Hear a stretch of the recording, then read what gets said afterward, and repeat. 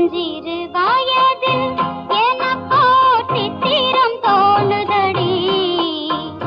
பின்னல் விழுந்தது போல் எதையோ பேசவும் தோணுதடி. செல்லம்மா பேசவும் தோணுதடி. சின்னஞ்சிறு வயதில் எனக்கோ சித்திரம் தோணுதடி. பின்னல் விழுந்தது போல் எதையோ பேசவும் தோணுதடி. செல்லம்மா பேசவும் தோணுதடி.